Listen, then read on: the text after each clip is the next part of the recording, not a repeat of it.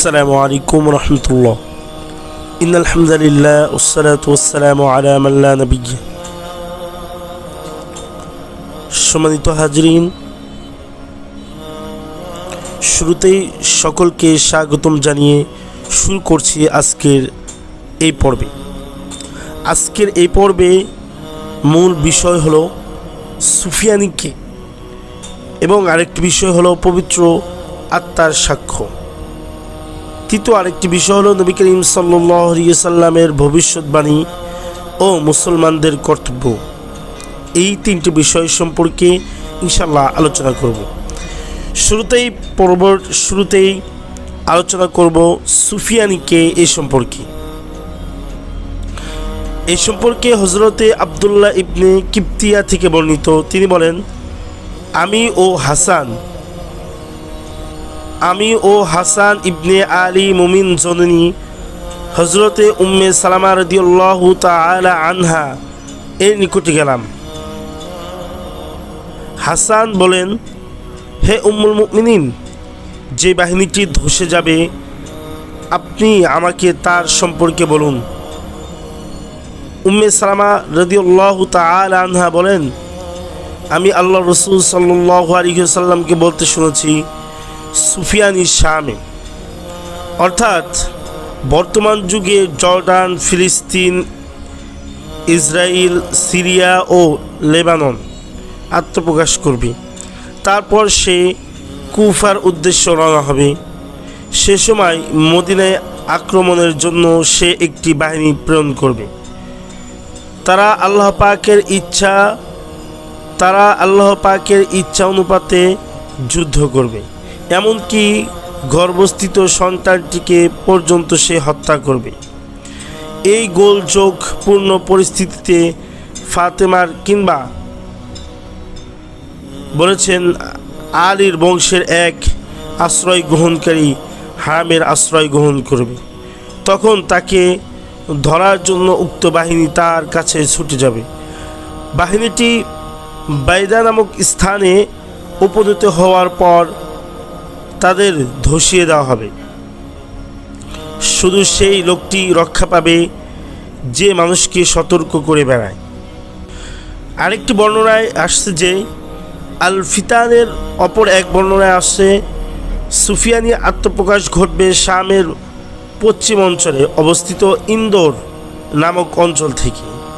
ইন্দোর বর্তমান দক্ষিণ ইসরায়েলের আন নাসেরা জেলার একটি পল্লী এলাকা, যা 1948 সালে 24শে মে ইসরায়েল এলাকাটি দখল করে নিয়েছে। দ্বিতীয় আরেকটি কথা, সেটা হলো পবিত্র আত্মার সাক্ষ্য। মুজাহিদ বলেন, আল্লাহর রাসূলের এক সাহাবী আমাকে বর্ণনা করেছেন, মাহদী ততক্ষণ পর্যন্ত আত্মপ্রকাশ করবে না যতক্ষণ না পবিত্র আত্মাকে হত্যা করা হবে। তখন যারা আকাশে আছে ও যারা পৃথিবীতে আছে সবাই তাদের উপর ক্ষুব্ধ হয়ে উঠবে। ফলে মানুষ মাহদীর নিকট আসবে, তারা তাকে এমনভাবে বরণ করে নেবেন যেমনটি বাসর রাতে নববধূকে তার বরের কাছে নিয়ে যাওয়া হয়। তিনি সুবিচার দ্বারা পৃথিবীকে ভরে দেবেন, মাটি তার শস্যাদি বের করে দিবে এবং আকাশ বৃষ্টি বর্ষণ করবে। তার শাসন আমলে আমার উম্মত এত নিয়ামতের অধিকারী হবে যা অতীতে কোনোদিন হয়নি। পবিত্র আত্মাকে শহীদ করা হবে। আল্লাহর নিকট তিনি এত প্রিয় হবেন যে তার শাহাদাতের আসমান ও জমিনের সকল অধিবাসী ক্ষুব্ধ হয়ে উঠবে। ইমানদারদের নিকট তিনি খুবই গ্রহণযোগ্য ব্যক্তিত্ব হিসাবে বিবেচিত হবেন। এ সম্পর্কে মুজাহিদদেরকে সব সময় মনে রাখতে হবে, যত জনপ্রিয় ব্যক্তিত্বই আপনার থেকে বিদায় গ্রহণ করুক না কেন, অতি তাড়াতাড়ি আপনাকেও তাদের কাছেই চলে যেতে হবে। তারপর আল্লাহর সঙ্গে সাক্ষাৎ ও হুরদের আসর আল্লাহর পথের সৈনিকদের জন্য কতই না আনন্দময় ও মধুময় হবে।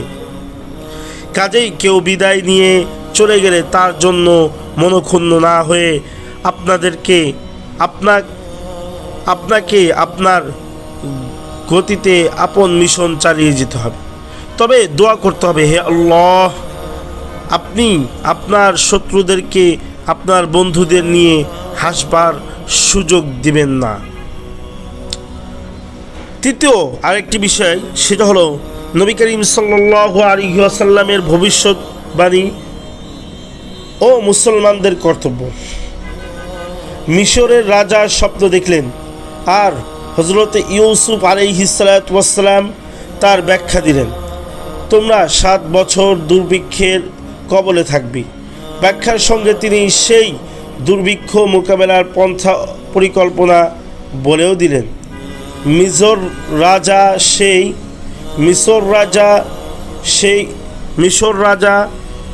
সেই মোতাবেক কাজ করে আপন প্রজাদেরকে ধ্বংসের হাত থেকে রক্ষা করলেন।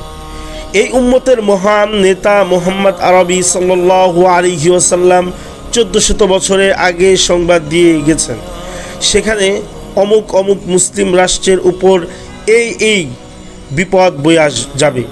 কাজেই তোমরা আগে থেকেই পরিকল্পনা ঠিক করে রাখো। কিন্তু মুসলমানরা তাদের নবীর কথা কর্ণপাত করছে না, বরং বিষয়টি তাকদীরের লিখন মনে করে গাফলতের ঘুমিয়ে গেছে।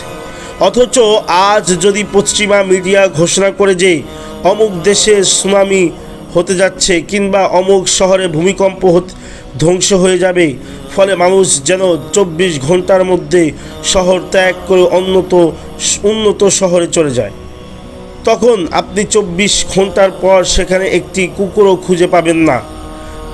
তখন মানুষ মৃত্যু থেকে এমনভাবে পালায়ন করবে যেন অবধারিত